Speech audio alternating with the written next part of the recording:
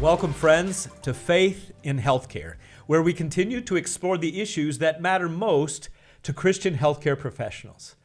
Whether you're in healthcare, married, or otherwise connected to someone who is, or you're simply interested in how God is working through Christ followers in patient care and beyond, we're so glad that you're here. In this episode today, we're joined by Dr. Nigel Cameron. He's a theologian, bioethicist, and author of the new book, Dr. Koop, The Many Lives of the Surgeon General. It's the first major biography of Dr. C. Everett Koop, one of the most influential and complex figures in American medical history. Before he became a household name, Dr. Koop revolutionized the field of pediatric surgery. He pioneered the NICU, the Neonatal Intensive Care Unit, and helped shift medical culture to value every life, including children with disabilities. Then later, as Surgeon General, he became known for his bold approach to public health, his unexpected compassion in the wake of the HIV/AIDS crisis, and his unwavering pro-life convictions, shared in part through his partnership with Francis Schaeffer in the landmark film series, Whatever Happened to the Human Race. Nigel's book is the result of years of research, hundreds of interviews, and thousands of documents, capturing not only Koop's public influence, but also his spiritual convictions, his personal struggles, and his enduring legacy.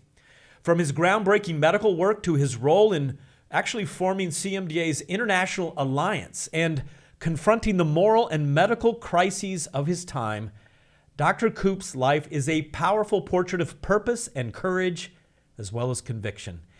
And his life shows how one man's faith actually helped shape the course of American medicine as well as public policy. So let's dive in. Well, today on CMDA Matters, I am delighted that all the way from Brussels, my guest is Mr. Nigel Cameron, who's a self-described theologian and bioethicist, and the bioethics came along later in his career, was very involved in the start of the Center for Bioethics and Human Dignity out of Trinity, and developed a friendship with a very important American doctor back in the day, and as a result has written a wonderful biography of a very famous American physician and one of our former Surgeon Generals and CMDA member leader, C. Everett Koop. So welcome to the program, Nigel Cameron. Great to be here. Thank you, Mike. So I've looked through some of your works, what you've published in the past, and it's somewhat eclectic. Just before we get started, you said someone's now joked that you're a medical historian since you've tackled one of our famous American doctors. So how did you get interested in writing a biography about C. Everett Koop? Well, it is an interesting question. Koop passed back in 2013. He literally was 96. And I think one of his problems with his reputation is he could faded slowly, and he didn't just sort of, go. And I was thinking about him. I mean, people pop into your head, just before the pandemic, just before COVID. And I thought, well, there must be a biography. It would be great to read up, So I got onto Google, and I mean, absolutely nothing. And the problem with biographies is people can write them for a long time, sort of underground. So I thought, whom could I connect with? Just who would know if somebody's writing about it? So I pinged Tony Fauci. And I'd met Fauci in the past once or twice, and I knew he and Koop were really very friendly. And it was just before COVID, and Tony, as a complete workaholic, was still doing his own email. So I get this immediate reply. I think after COVID started, I'd never have got through to him. But he said, no one's talking to me about CHIC. And he said, well, let's have a conversation. So I had a number of interviews with Tony Fauci. But yeah, so I thought, well, remember, and a more, if you like, another way of looking at this is Chick Koop, I mean, he was a believer, and he was a major public figure. Harold O.J. Brown, whose name some of your listeners will know, one of the most astute Christian thinkers, he said that Koop was the most important evangelical in American public life since William Jennings Bryan. Wow. Koop was an important man. I did not want somebody writing about him, if you like, for a Christian publisher, which one could do, and God bless him. Nor did I want a secular writer writing about him who really wouldn't understand his faith at all. And in fact, somebody almost did just after I started, and I put them off. I thought someone used to write about him as a public figure, but somebody who understands his faith. And I'm very pleased it came together with the university press, who were very happy for me to do that. So that's a slightly long answer to your question. Sure, thank you. And you developed a personal relationship with Chick Koop. And by the way, for our listeners' benefit, how in the world did he come to be known as Chick when his name is C. Everett Koop? Well, it's kind of, chicken coop. I mean, it really is a bad joke. But interestingly, both his father and grandfather apparently were called Chick when they were kids, and then got rid of it when they went to school. Chick, our Chick, only got called Chick first in college. Before then, he was known as Everett or Ev, and the family still call him Ev. He didn't like this, and he told me the story. He said he went to med school and said, "Great, I can get rid of Chick." And he said he was in some sort of, thing at the beginning of his first year of freshman at medical school, some ceremony or, registration. And right across the hall, a guy yells out, "Hey there, Chick Koop." And he said, I knew it was over. So I decided I could just be called Chick. And back in 85, I was in Edinburgh in Scotland running a project which involved lectures on medical ethics, bioethics issues. And I'd heard of the great man, mainly through Baby Doe and his work as a pediatric surgeon. So I just wrote him a little letter. In the old days, you had to put a stamp on it and put it in the mail. And I get a call. "Hey, this is Chick Koop." And he said, "This government owes me vacation time. And I love England." I was actually in Scotland, but. And so a year later, he came over and we spent a week together and we became friends. Wow. Well, he's the man, Dr. C. Everett Koop. There's just so much that you can pin to that character, to that reputation. Even, Nigel, I was a missionary in Kenya at a mission hospital for 20 years as part of my career. And when visiting the hospital's founder, was looking through his guest book, which he loved to keep right from the first month he got there in Kenya back in 1959. And there on his list of guests in his home was C. Everett Koop. And I'm like, is this the Dr. Koop? Dr. Story, the founder, he said, yes. Chick Koop came and saw our work here at Timbuk Hospital. So an incredible background and involvement with the Christian Medical Society back in the day. Over decades, I'm told by my predecessors, he was very involved. He was very pally with Ray Knighton. And he was really quite involved in setting up, MAP that became MAP International. At the time when he was being interviewed, confirmed in the Senate, it was the second most important relief agency in the US after the Red Cross. And he and Ray were buddies. At one point, they went out for 6 or 8 weeks and traveled all over Africa, doing surgery and researching for future projects. And that was very much the man he was back in the 50s as he, was making his career as a pediatric surgeon. So of all the many things that he's known for, as you did research for this book and have followed stories about Dr. Koop, what are those things, whether they are in public health or healthcare policy, that have had a lasting impact, especially upon evangelicals? Well, where do you start? Plainly, if you like, at one remove from public health, we have the abortion debate. And very few evangelicals today realize that back in 1973, most evangelical leaders thought abortion was a Catholic issue. It was like the Supreme Court banning contraception or saying everyone gets contraception. That was how they looked at it. It was a Catholic thing. Mm-hmm.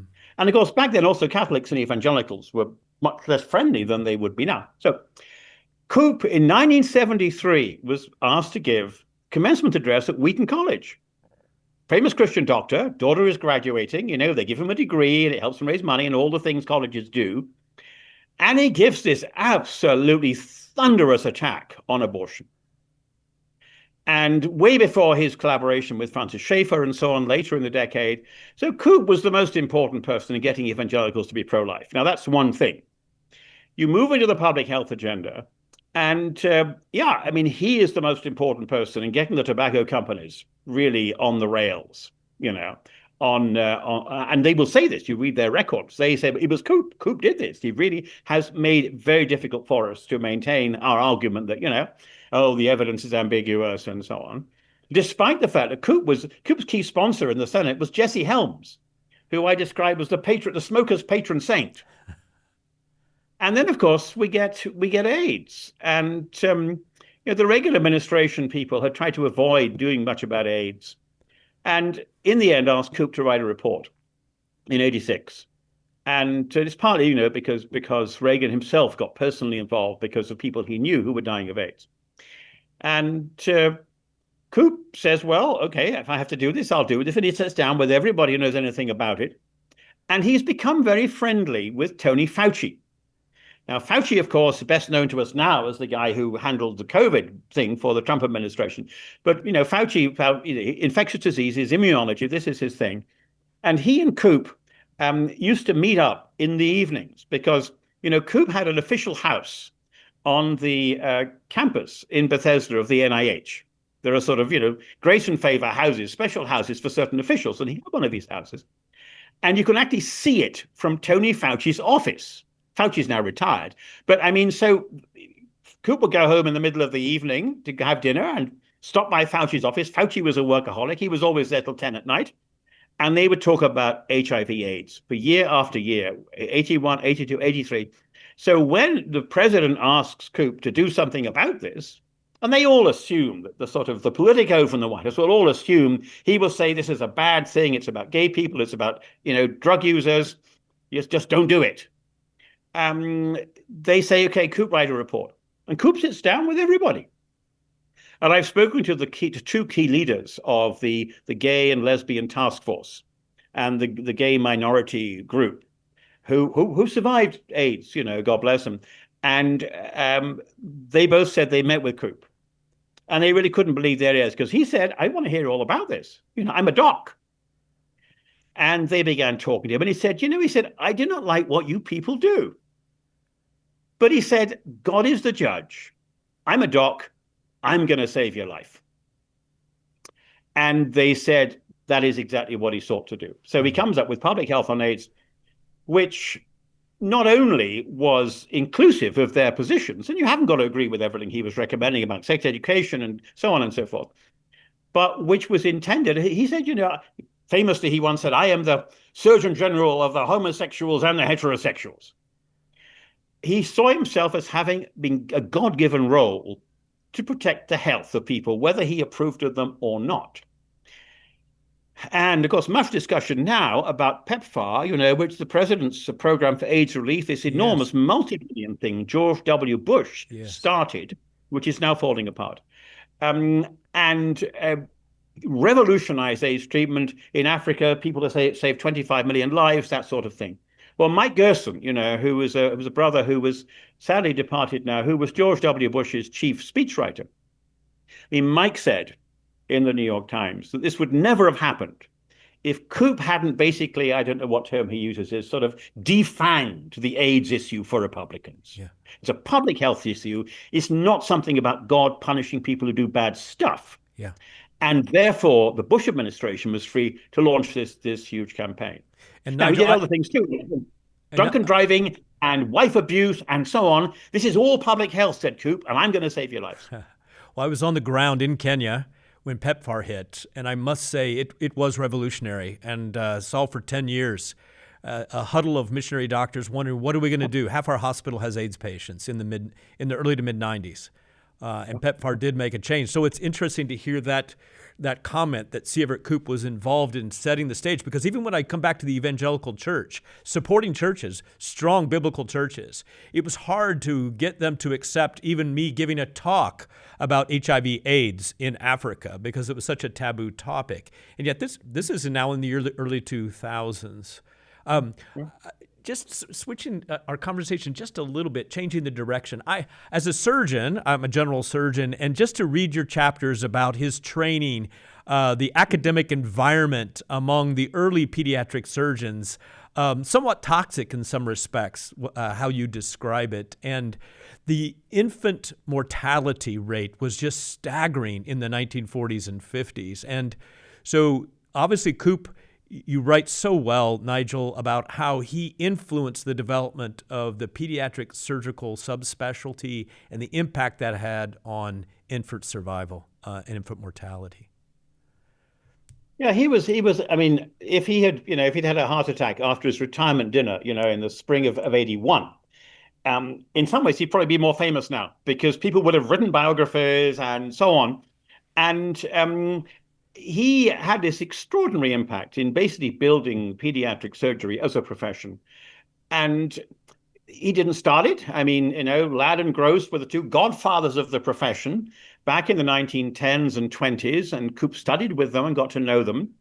But he professionalized pediatric surgery. It's said he was one of maybe the first four full-time pediatric surgeons. It is remarkable what you're saying. I mean, typically, surgery on infants was done by general surgeons. They did not like doing it because so many of the kids died. A major reason for that was because of anesthesiology. Right. I think Koop says somewhere that they didn't like putting them to sleep because they never knew whether they could wake them up. And so he worked very closely with a pioneering pediatric anesthesiologist, very closely with her for several years, and developed techniques. They refused to publish some of their work because they were concerned that surgeons would try things out without being as careful as they were being. But this pioneering in Philadelphia in the 1950s had an awful lot to do with the success of pediatric surgery around the world, and also fighting for professional recognition for boards for pediatric surgeons, which he fought for over 20 years, and which finally, of course, were recognized. And I think that we tend to think of Koop for other reasons because of the abortion debate, because of AIDS and public.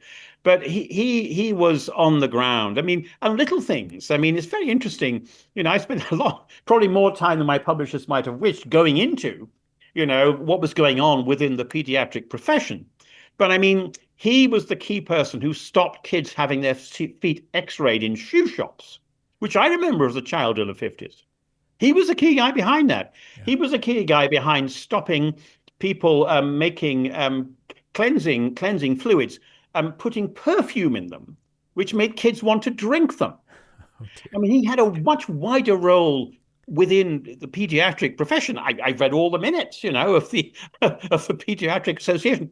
So it's important to recognize. One reason why I picked the title for the book, The Many Lives, is he had a complete life there before ever he got into public health, or even before he got into the abortion debate.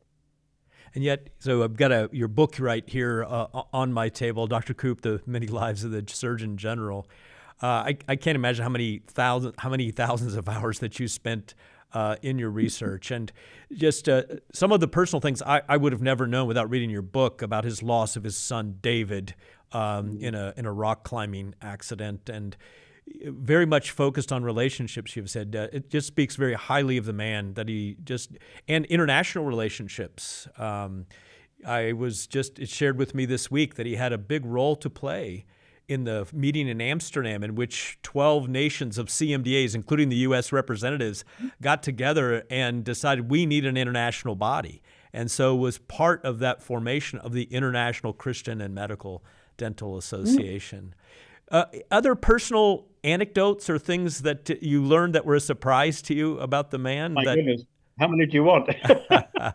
Well, in his teens, okay, so he was a tall kid. I mean, he was 6 foot something, because I think he was 6'1" finally, but he was 6 foot when he was 13, 14.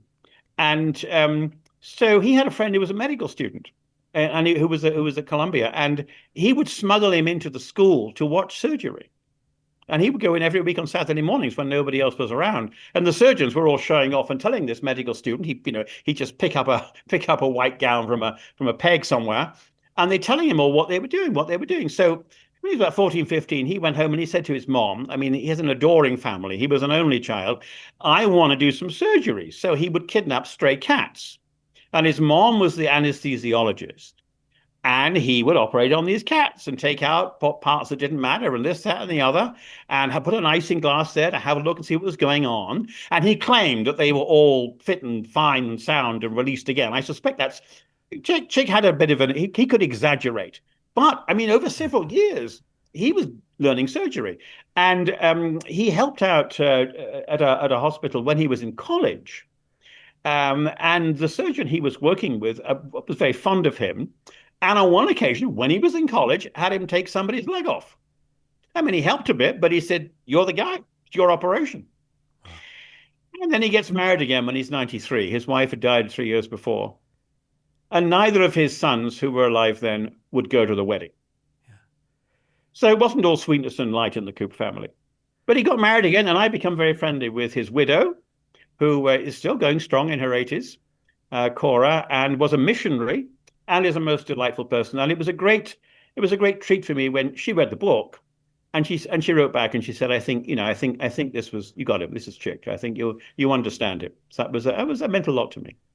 Nigel, there's a movie, and maybe it's a book study as well, that reading your book makes me want to go back and experience it, because this happened when I was quite young. I'm too young to have experienced it personally, but his relationship with Francis Schaeffer and the development of the series, Whatever Happened to the Human Race, and how, just talk to our listeners a little bit about how instrumental that relationship, how critical that relationship with Francis Schaeffer, his time at L'Abri, Koop's time at L'Abri, in forming his own views and then coming out and changing the hearts and minds and thinking of evangelicals regarding the pro-life movement.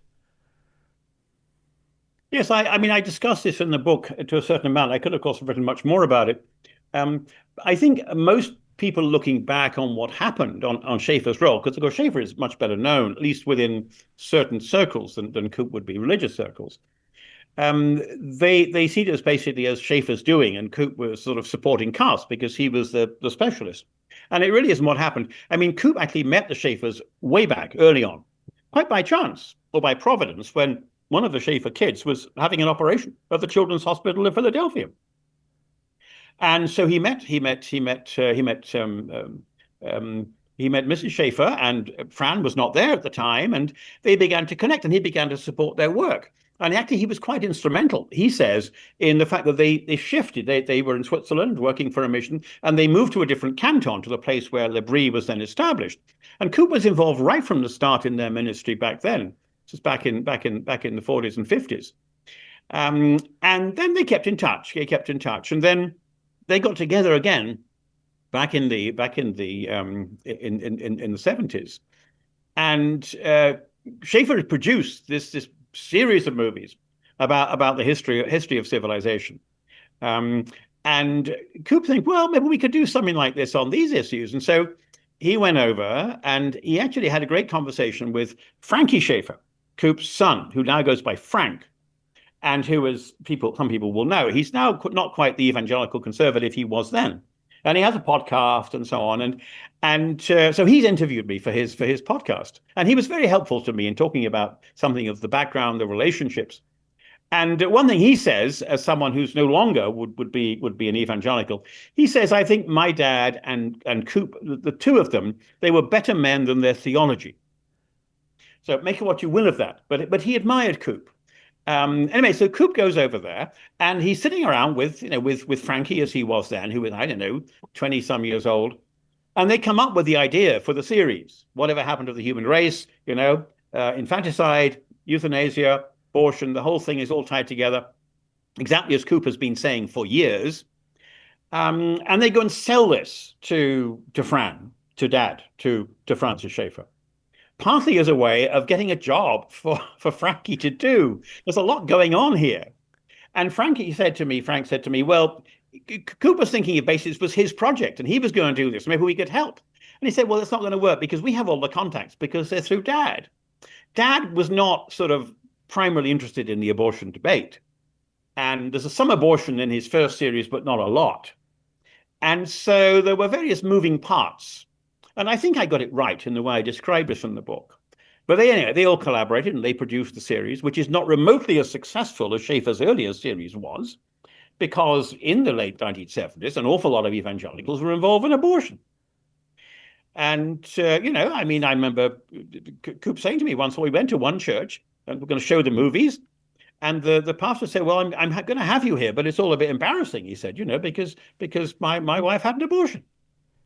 I mean, this was a very different kind of environment to the one people expect looking back. So they worked together and they were very friendly. And in fact, there's some correspondence between them in Koop's files at the National Institutes of Health and elsewhere, which really display this friendship. And Betty Koop is writing, I mean, the Schaeffers, there's family contact. Koop is offering to help them with all sorts of medical issues, serve as an advisor and make them good, make them contacts with the best people and so on. And then when Schaeffer is dying up at the Mayo Clinic, they have some big disagreements because Koop, he was, if you like, a fairly simple sort of Calvinist. His son died. God had planned this to happen. It's terrible for us. There were good reasons for it. That's why it happened. And he's saying to Schaeffer, well, you're going to die and God has planned this and, just get over it. And, God will get glory from your death. And Schaeffer is saying, no, this is the devil. This is terrible. Death is the enemy. And so they didn't see things quite eye to eye. But they were friends right up until the end.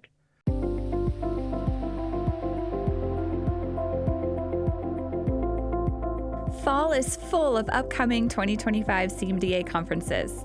The Women Physicians and Dentists in Christ Commission will be holding their annual conference September 4th through 7th, 2025 in Albuquerque, New Mexico at the beautiful Hotel Albuquerque, right in the heart of Old Town and the Rising Sawmill District. This conference is one of the very best ways to experience the belonging, support, and equipping that is at the heart of the WPDC ministry. CME is available, and we invite you to explore all the conference details and register today at wpdc.cmda.org. The 2025 Midwest Fall Conference is happening September 26th through 28th at the Maranatha Retreat Center on the shores of Lake Michigan. This gathering features speakers like Dr. Far Curlin, Dr. Stephen Coe, and a special panel with Dr. Carl Truman. You can earn up to 6 CME credits, and there's a full children's program for kids 12 and under, making it a wonderful weekend for individuals or the whole family. Join us for the 2025 Northeast Regional Retreat, October 24th through 26th at Sandy Cove Ministries in Northeast Maryland. This year's theme is Faith Embodied, led by Dr. Stephen Coe, a pediatrician and preventative medicine physician at Mass General Brigham in Boston. Continuing education credit is available. First-time attendees can also find an additional discount code on the event page. Learn more about all of these events and register at cmda.org/events.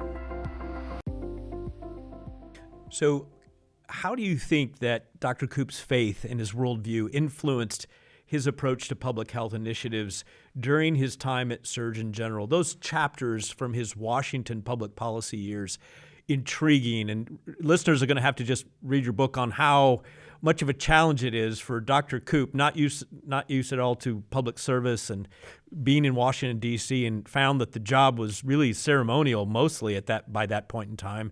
And yet he made something of it.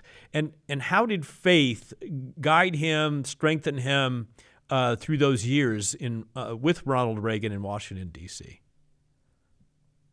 Well, Chick will get up every morning at 4:30. And he was doing that into his 80s for coffee and for prayer and to begin the day. And certainly part of the key to this man, and I say this to interns and other people whom I counsel from time to time, it was simply his work ethic. He just worked extraordinarily hard. And that's to be remembered as you look at his achievements. Well, Chick there were some rather naive things about him. I mean, he was a very complex man, very complex and very, very smart. But there were some things he never quite understood. And politics was one of them. And he thought that when he was given this job in Washington, D.C., it was a kind of promotion, that he was being moved out of pediatric surgery into public health. And he was being given this career as the nation's top public health official because he was a great surgeon. Mm-hmm. And wasn't that terrific?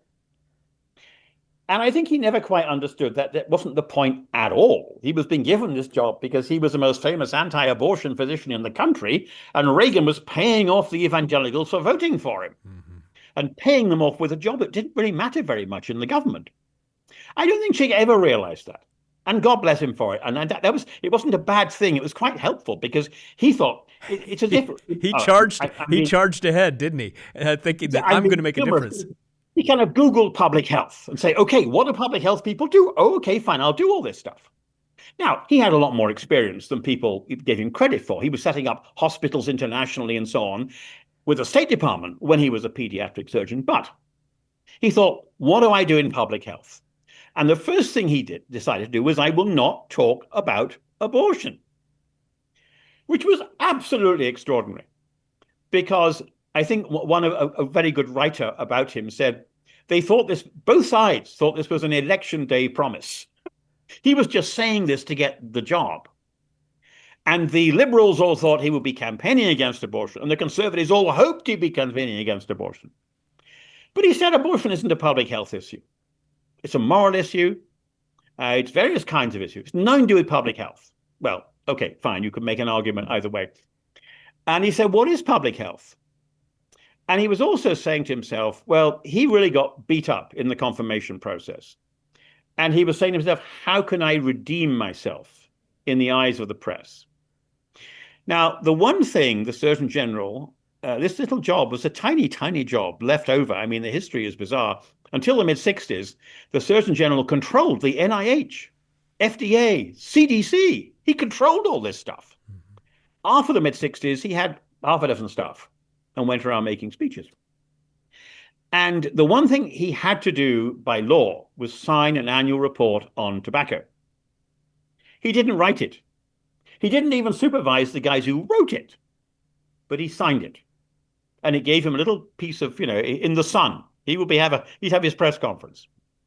And so he got so beat up by the New York Times, called him Dr. Unqualified. He got his own editorial in the Times, not a bad thing, Dr. Unqualified. The American Public Health Association went after him in the nastiest possible way. And some clever journalist decided to call him Dr. Kook. That was rather amusing. And that was clever. If you Google Dr. Kook, there's a bunch of doctors called Dr. Kook. Anyway, and it upset him. Chick really was pretty thin-skinned, despite all of his bombastic speeches. I mean, people involved in controversy don't usually get upset, they get mad. He got upset. Thought to himself, how can I push back? And once again, be this greatly important doctor, famous for, as he was, in pediatric surgery. And he said, my one chance is tobacco. So he puts enormous effort into presenting the report on tobacco at the beginning of 82. He'd only been in office a couple of months, 3 months, and dominated a press conference where it was launched. And I have in the book, it's really very funny. I read the press. I mean, the Washington Post, New York Times, front page coverage, paragraph after paragraph, Koop, Koop, Koop, before ever his boss, who now runs everything, was even mentioned. And Koop said after that, the press was always on his side. Mm-hmm. Wow. Well, Paul talks about the fact that we're all jars of clay. And when we read our Bibles, we realize that anyone who's ever pursued God is a jar of clay. And C. Everett Koop was a jar of clay. And multiple times throughout your book, you talk about his struggle with pride. And you also talk about the family relationships. You've already alluded to that briefly.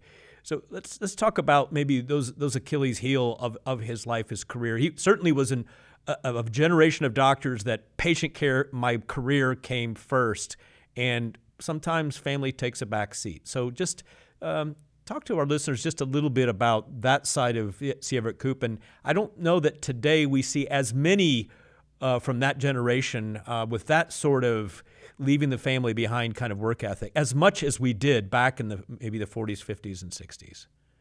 But there are things to learn. I mean, one thing I've been asking myself is why do I do this? You were asking earlier. Basically, it was 4 years' work. 2 of those years very much full time. It's taken 6 years to do the whole thing, start to finish. So, why do we do this? And it's partly, I think, biographies are wonderful ways of learning about what it means to be human. Yes.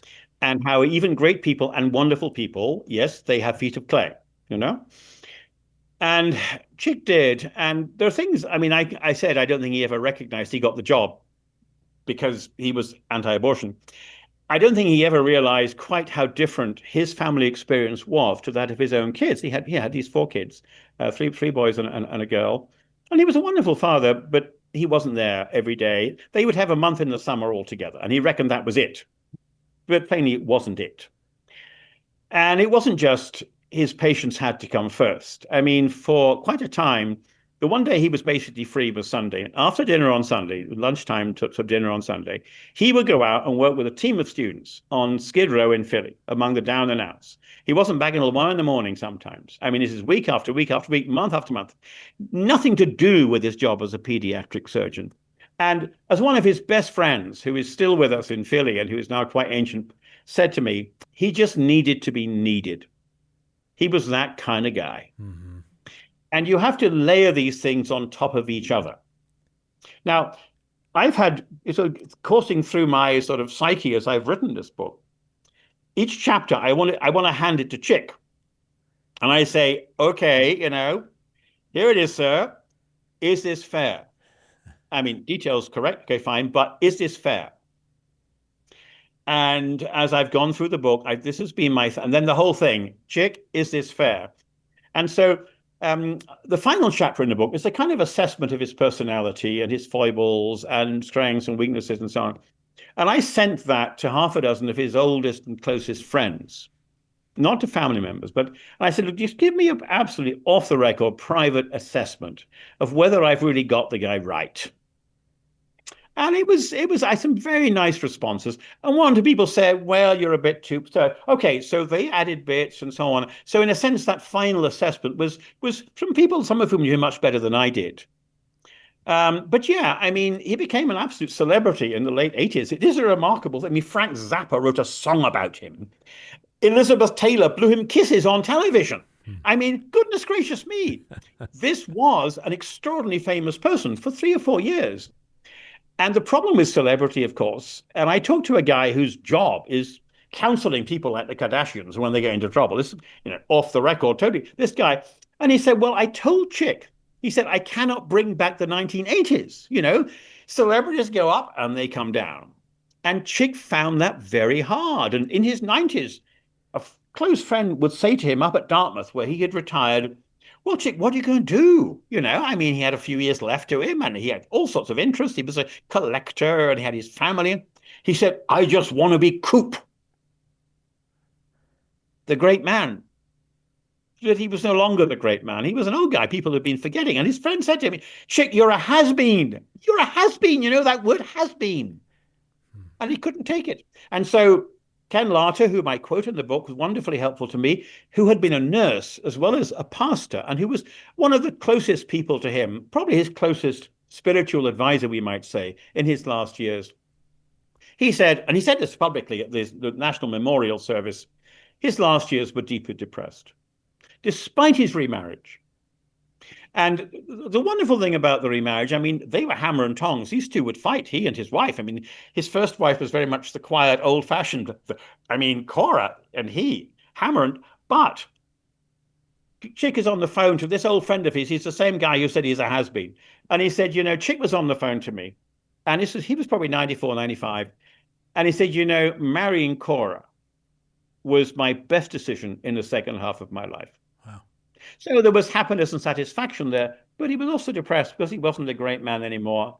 And those of us who are, I'm in my 70s now, we're sort of winding down a bit, We've got to come to terms with the fact that this is a cycle here, and that you can have your day in the sun and then it gets darker.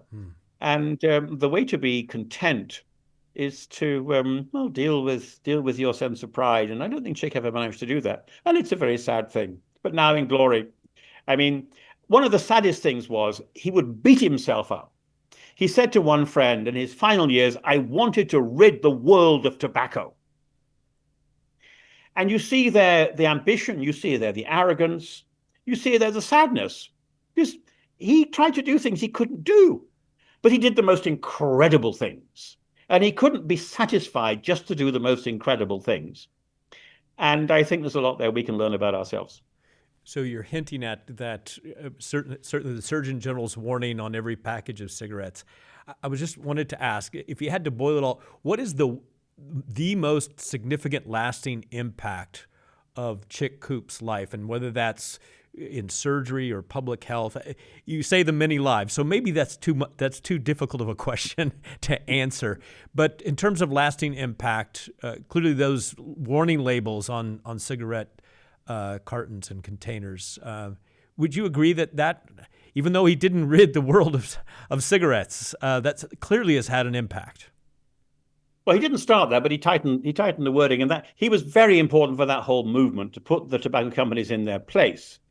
Although and of course, smoking rates in the US are down now, around 10% among college grads, 2 or 3 among people with postgrad, 1. I mean, basically, smoking is basically out of American public life, and he had a huge role to play there. But then you look at pediatric surgery and the thousands and thousands of kids, and the way he was once introduced in Japan, because he had a lot of Japanese, particularly through an evangelical Japanese who was the top pediatric surgeon there at the time, as the father of pediatric anesthesiology, because of the importance of his collaboration early on.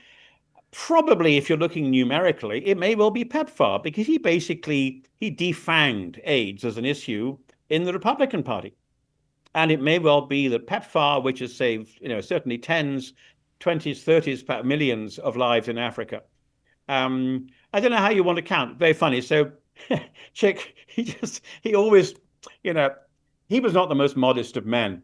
He could be kind and generous, but he was never modest. And so I have the story there that he went to, 94 or 95, went to the wedding of a young friend of his, along with Cora. And he was introduced by I think this was the family the night before, the dinner the night before. And somebody was getting a nice whiskey and so on. And he was introduced by I think the father of the groom or the father of the bride, and said, "Well, we're so glad to have Dr. Koop here. He has saved millions of lives." And in his rather gruff way, Chick said, "You're probably right."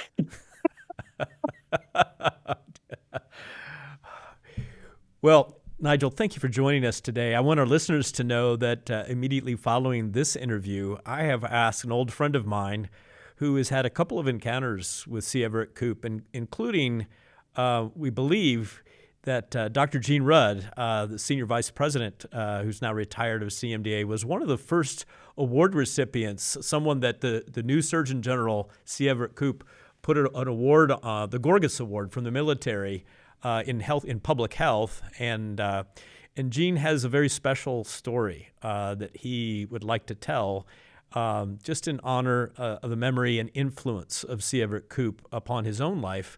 But students and residents, Dr. Stevens, my predecessor, our CEO emeritus, has shared that Chick Koop came and shared with students here at King University here in Bristol before he died. And again, influence into his 90s that was quite significant, especially among Christian healthcare professionals. So thank you for the labor of love that, Nigel, you have invested in this book and telling the tale of the many lives of a very wonderful, great man that's had an incredible impact. And again, as I was working with HIV/AIDS patients and seeing the dramatic change in the outcome of Africans' lives, and of course, there it's a heterosexual disease. It's not really in Africa a homosexual disease per se, gay disease. And so getting that message across, but the funding, and of course, we're struggling with that funding right now. And many of our listeners around the globe, we have over 25 countries of our members where people listen to this program, and we're doing the much we can to try to get those funds back into our mission hospitals. So thank you, Nigel. Any parting words? Well, I'll tell you one quick funny story. So when I was traveling around the UK with him, so we're having lunch with the faculty at a medical school at Birmingham or somewhere like that, I don't know. Because he was there, opened all the doors, and we had some fun stuff. And the dean was there with maybe 20 faculty around the table. And Chick says to somebody, "Could you pass the butter?" Of course, back then, butter was absolute no-no stuff. It's a bit more complicated now, Pass the butter. And some cheeky faculty member says, "Excuse me, Dr. Koop, blah, blah, blah, health." And Chick says, "I am paid to give the American people health advice. I am not paid to set them an example." Oh, dear. That's Chick. I didn't find that in your book. Is that just an extra anecdote for free? certainly in my head, and I can't get rid of it. Well, are you going to be working on any more biographies since you've now been labeled the medical historian? This is an interesting question. In fact, the guy who wrote that actually knew I was, because now Koop was hugely influenced by Donald Gray Barnhouse, the great Presbyterian preacher, the first ever network radio preacher in 1928. They're very close in late 40s and through the 50s. And I discovered that Barnhouse's eldest daughter became a psychiatrist, and she was Sylvia Plath, the poet Sylvia Plath's psychiatrist. So I'm now writing the biography of Sylvia Plath's psychiatrist. Wow. Who eloped at 17, got through 2 marriages, had 7 kids, 5 of whom are still alive, and became one of the first women Episcopal priests in the US, and was quite a character. And one thing she had in common with Koop was she didn't get on with her kids. But yeah, so I'm now writing a second medical biography, and of a woman of faith, but somewhat more complex faith. And I've decided, I think, in my dotage, I think telling people's stories, telling their lives, particularly religious people who become public people, I think this is what I've been called to do. And it's just great to be able to share this with you. So, Nigel, you shared with me as an intro when we connected today that you played a pivotal role, rather pivotal role in starting a bioethics master's program in Chicago. Could you briefly tell us about your involvement in helping to launch a program that so many of our members are familiar with and have gotten that master's? Sure. Well, thank you. I was at the conference just, back in June. I'd not spoken for a while there. They invited me to speak, and it was a treat to be back there, particularly as there are big changes taking place. So back in 91, I was invited. I was called to go to Trinity. I was in Scotland then running a project which had involved Koop coming to give lectures in the mid-80s. A theological project, but also with a sort of subset working on medical ethics. It was called then bioethics. We probably call it now.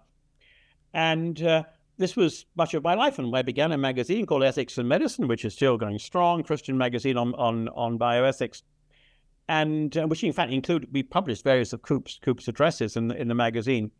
And I was called to Trinity to run their PhD program, which is a completely different sort of part of my life. And I did that for a number of years, and I became the first provost of the university at Trinity and left after 8 years. And as soon as I got there, I became aware of something that was rather strange. I mean, America is basically where bioethics became a thing back in the 60s, 70s, 80s. It's an American sort of invention as an academic discipline. And of course, America is also where you have such extraordinary, so many evangelical believers, and you have colleges and universities and so on, where you don't have anywhere else in the world. And I was just surprised that nobody has sort of plugged the two together. There was no bioethics programming in any of the sort of Christian schools, the evangelical schools. Some of the Catholic schools did, but they're more open general institutions. And so I thought, well, maybe we could do something. So I raised a little money, as you have to do in America. I learned these things, raised a little money to have an event. And we pulled together people from CMDA, from Focus on the Family, several other organizations, a big funding organization, and several academics who were working in bioethics. There were about 15 of us. And we spent 36 hours, sitting, talking privately. Can we do something? And out of that came the plan for the Center for Bioethics and Human Dignity. And also, I was sort of take home. I mean, I was a department chair in systematic theology. I could just do stuff in the university myself. And then was able, as provost, to develop a graduate school so we could do a 1-year MA, which you couldn't do then in a seminary, which was ideal. You could do it in modular formats and so on, ideal for MDs. And a major concern I had was a lot of Christian MDs in their hospitals and other networks. I mean, they're chairing ethics advisory committees, more formally in terms of research ethics. Some of them are involved. And here we got a way to credential them so that they can be locked in, if you like, because everyone else is getting credentialed now through major secular institutions. So I went to see our president of Trinity, Ken Meyer, who was a very fine man, a wonderful school president. We've been with the Lord now for many years. And I said, President Meyer, I said, this isn't what you hired me to do, but I think stuff is going on and there are opportunities here. And he said, well, tell me more. And he was a sort of bit of a skinflint. I mean, you could never get money out of the guy. I said, I will get you MDs as alums if you let me do this. And his presidential eyes widened, because that's the way presidents think. And so then we were able to develop, we hired John Kilner, my old friend John Kilner, who is now retired, to run the center.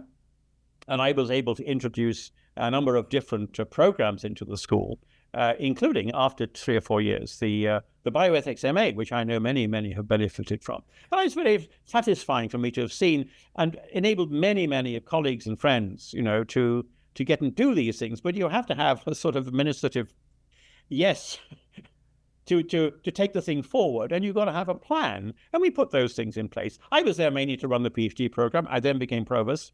I then worked with Chuck Colson, did some other things in Washington. But in the process, we released these programs, and I very much hope that they will be. I was hoping that there would be dozens of Christian schools would put up programs like this. But it's, let's just say evangelical Christians tend to be rather old-fashioned people. They like doing stuff the way they did it last year. And that's not the way the modern world is working. So thank you very much for the invitation to share a bit and to encourage others to jump in, because in the 21st century, this agenda is going to shape pretty much everything in our lives. Of course it will. And I must say that it is bringing Protestants and Catholics together in a way, as you mentioned earlier, that we've not necessarily worked together before, and surrounding these bioethical issues also has been a part of bringing many of our organizations together in an alliance for Hippocratic medicine. I serve on the board of that organization with Catholic Medical Association, the Pro-Life OBGYN organization, and others. So thank you for the pivotal role and for explaining that to our listeners. And grateful that you took the time. I know the sun is setting on you there in Europe, and it's time for us to say goodbye, Nigel Cameron. Thank you. Thank you very much. God bless. Well, as I mentioned during my interview with Nigel Cameron about Dr. C. Everett Koop, I have a friend, a mentor, my predecessor at CMDA, who's with me today in the studio to talk about his encounters in personally meeting Dr. Koop. So welcome to the program today, Dr. Rudd. This is a great privilege for me. Well, thank you, Mike. It's good to be with you. So you've told me in the past these stories, but I'm just amazed by those stories, and I wanted our listeners to hear how you first encountered Dr. C. Everett Koop. Well, my first encounter was actually when I was an OBGYN resident late in the 70s. It was actually 1979. Francis Schaeffer and Dr. Koop were doing a 20-city tour presenting their material on whatever happened to the human race. Mm-hmm. And even though I was in residency, I managed to get away and go to the 2-day seminar.